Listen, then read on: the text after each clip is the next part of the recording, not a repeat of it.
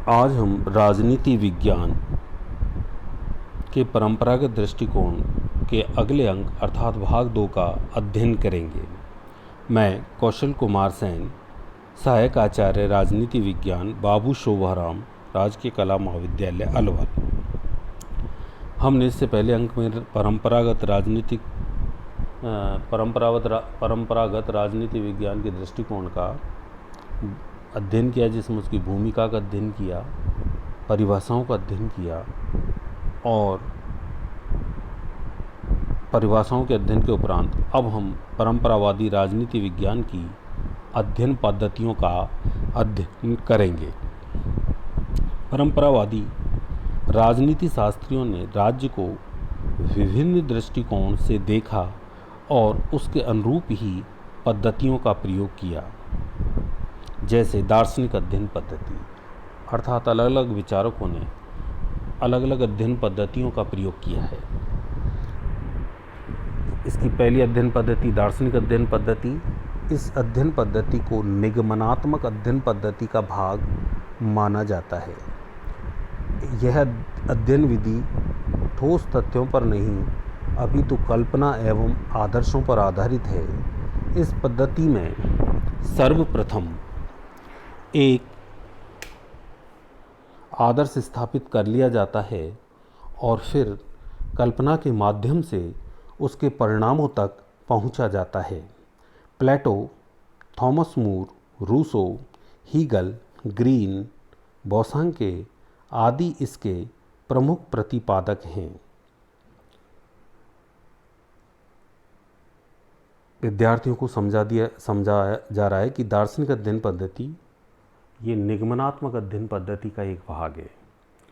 निगमनात्मक अध्ययन पद्धति या दार्शनिक अध्ययन पद्धति में सबसे पहले राजनीति शास्त्री जो इस अध्ययन पद्धति का प्रयोग करता है वह एक लक्ष्य निर्धारित कर लेता है, अर्थात कल्पना के द्वारा एक लक्ष्य निर्धारित कर लेता है और फिर व्यवहारिक जगत के उदाहरणों द्वारा उसे पुष्ट करने का प्रयास करता है कि उसका सिद्धांत सही है। ये पूरी तरीके से कल्पना पर आधारित होती है और राजनीति विज्ञान में प्लेटो, थॉमस मूर, रूसो, हीगल, ग्रीन, बोसांके आदि ने इसका प्रयोग किया है। जैसे प्लेटो ने आदर्श राज्य की स्थापना में इसी पद्धति का प्रयोग किया है। रूसो ने सामान्यक्षा की स्थापना में इसी पद्धति का प्रयोग किया है। दूसरी है ऐतिहासिक अध्ययन पद्धति। ऐतिहासिक अध्ययन पद्धति के अनुसार इतिहास राजनीति विज्ञान की प्रयोगशाला है। राजनीतिक संस्थाओं, आदर्शों, सिद्धांतों और समस्याओं की जड़ें इतिहास के पृष्ठों में खोजी जा सकती हैं। यह पद्धति इस बात को लेकर चलती है कि कोई भी सिद्धांत या लक्ष्य या आदर्श जो स्थापित किया जा रहा है वह अचानक स्थापित नहीं होता, उसके बीज इतिहास में निहित हैं। यदि हम उसका अध्ययन करें तो हमें उसकी उत्पत्ति कहीं ना कहीं इतिहास में मिलेगी ना। तो इतिहास से उस सिद्धांत का निर्माण होता है। इस अध्ययन पद्धति का प्रयोग करने वालों में मैकियावेली, बोंदा, मॉन्टेस्क्यू, बर्क आदि विद्वानों ने इस पद्धति का प्रयोग किया है। जैसे मैकियावेली अपने शासक को कहता है कि उसे जनता पे, अपनी प्रजा पे विश्वास नहीं करना चाहिए। तो उसने ऐसा इसलिए किया है कि उसने देखा कि प्रजावत्सल राजा को भी जनता ने मार दिया था। इसलिए उसने क्योंकि उसको इतिहास में उस देख चुका था अपने पूर्व में कि ऐसा प्रजावत्सल होते हुए भी राजा को मारा गया, तो उसने राजा को सलाह दी कि राजा हर समय ऐसा होना चाहिए जिससे प्रजा डरती रहे, तभी प्रजा उसको प्यार करेगी। तो ऐसी अध्ययन पद्धति को ऐतिहासिक अध्ययन पद्धति कहा जाता है। अगला है तुलनात्मक अध्ययन पद्धति। इस पद्धति का सर्वप्रथम प्रयोग अरस्तू ने किया था। उसने अपने प्रसिद्ध ग्रंथ पॉलिटिक्स में 158 संविधानों का तुलनात्मक अध्ययन करके क्रांतियों के कारणों और उनको रोकने के उपायों का निरूपण किया। इस पद्धति के प्रयोग करने वालों का यह होता है कि वह एक प्रकार की संस्थाओं का इतिहास में तथा वर्तमान समय में तुलना करके उनके बारे में नियमों सिद्धांतों का निर्धारण करें। मॉन्टेस्क्यू, लॉर्ड ब्राइस, डी टॉकविले आदि विद्वानों ने ऐतिहासिक अध्ययन पद्धति का प्रयोग किया है। तुलनात्मक अध्ययन पद्धति, जैसा इसके नाम से विदित है, कि दो संस्थाओं की तुलना करने के उपरांत अपने सिद्धांत का निरूपण करना। तो इस अध्ययन पद्धति का प्रयोग सर्वप्रथम अरस्तू ने किया था, जिसने अपने समय में अपने सिद्धांत का निरूपण करने से पूर्व 158 संविधानों का अध्ययन किया। तत्पश्चात उसने अपने संविधान का निर्धारण किया, क्रांतियों को रोकने के उपाय बताए आदि जो अध्ययन किया उन्होंने। प्लेटो के थोड़े से विपरीत, प्लेटो निगमनात्मक पद्धति का प्रयोग करते हैं, अरस्तु आगमनात्मक पद्धति का प्रयोग करते हैं। आगमनात्मक पद्धति में तुलनात्मक अध्ययन पद्धति का प्रयोग करते हैं। अगली पद्धति है कानूनी पद्धति। यह पद्धति राज्य को एक कानूनी इकाई मानती है, जिसका कार्य कानून बनाना और उन्हें क्रियान्वित करना है।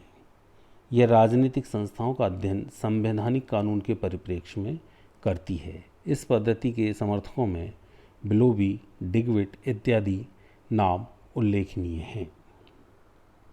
अर्थात यह अध्ययन पद्धति राज्य को कानून निर्माण करने वाली संस्था मानती है, और जितनी भी राज्य में संस्थाएं हैं, चाहे संसद हो, न्यायपालिका हो, कार्यपालिका हो, उन सब की स्थापना राज्य के कानूनों द्वारा होती है।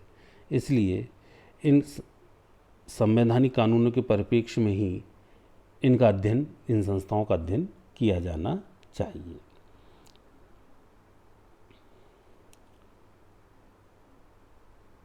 आगे कहा जाता है कि परंपरावादी राजनीति विज्ञान की अध्ययन पद्धतियाँ वर्णनात्मक हैं और अपरिष्कृत हैं, न कि व्याख्यात्मक अथवा विश्लेषणात्मक। अर्थात परंपरागत राजनीति विज्ञान की जो अध्ययन पद्धतियाँ हैं वो क्या होना चाहिए से संबंध रखती हैं, अर्थात कल्पना से संबंध रखती हैं, इसलिए अपरिष्कृत हैं। ये विश्लेषणात्मक नहीं हैं। किसी भी विश्लेषण मतलब ये आधुनिक दृष्टिकोण की अध्ययन पद्धतियाँ विश्लेषणात्मक हैं, जबकि परंपरागत दृष्टिकोण की अध्ययन पद्धतियाँ वर्णनात्मक हैं, इसलिए अपरिष्कृत हैं। इन पद्धतियों ने राजनीतिक संस्थाओं के ढांचे तथा औपचारिक संगठन का ऐतिहासिक, वर्णनात्मक तथा अवैज्ञानिक अध्ययन किया है। अर्थात सीधा सा है कि इन्होंने अपने समय में राज्य और उसकी संस्थाओं का कल्पनात्मक अध्ययन किया है। यह अध्ययन प्रधानतः निश्चल है, गतिहीन है और राजनीति में गत्यात्मक शक्तियों को समझने का कोई प्रयत्न नहीं करता।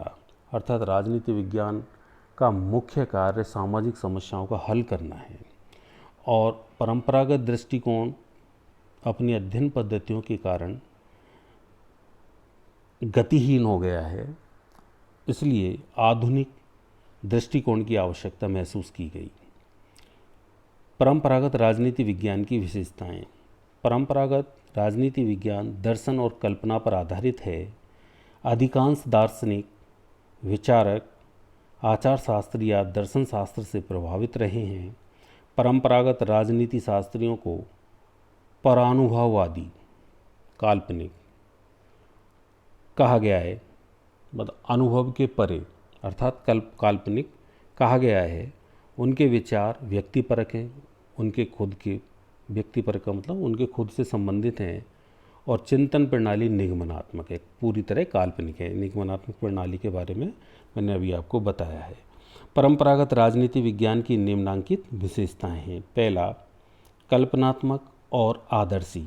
परंपरागत राजनीति विज्ञान में राजनीतिक व्यवस्थाओं के बारे में कोई कल्पना मस्तिष्क में कर ली जाती है और फिर उस कल्पना को रचनात्मक रूप दिया जाता है, जैसा कि प्लेटो करते हैं, और वो एक आदर्श राज्य की स्थापना इसी प्रकार करते हैं। दूसरा, अपरिष्कृत परंपरागत पद्धतियाँ। परंपरागत राजनीति विज्ञान की अध्ययन पद्धतियाँ इतिहासवादी व दर्शन प्रधान और वर्णनात्मक रही हैं। राजनीतिक चिंतकों ने राज्य, कानून, प्रभुसत्ता, अधिकार, न्याय आदि संकल्पनाओं के विवेचन में ही राजनीति विज्ञान को सीमित कर दिया है। तीसरा है नैतिकता और राजनीतिक मूल्यों पर विशेष बल। परंपरागत राजनीति विज्ञान उपदेशात्मक है और नैतिकता और राजनीतिक मूल्यों पर विशेष बल देता है। इसका मुख्य सरोकार है क्या होना चाहिए। यह राजनीति का नीति शास्त्र से घनिष्ठ संबंध मानता है, इसलिए इसके अनुसार राजनीति आचार शास्त्र का परमादेश मात्र है। परंपरागत दृष्टिकोण अपने आप को राजनीतिक मूल्यों से बांधता है। मूल्य नैतिकता के नियम होते हैं, इसलिए परंपरागत दृष्टिकोण को राजनीति आचार शास्त्र का परमादेश मात्र कहा जाता है। पांचवा, औपचारिक संस्थागत अध्ययन पर बल। परंपरागत राजनीति विज्ञान का विषय कानूनी, औपचारिक और संस्थागत अध्ययन रहा है।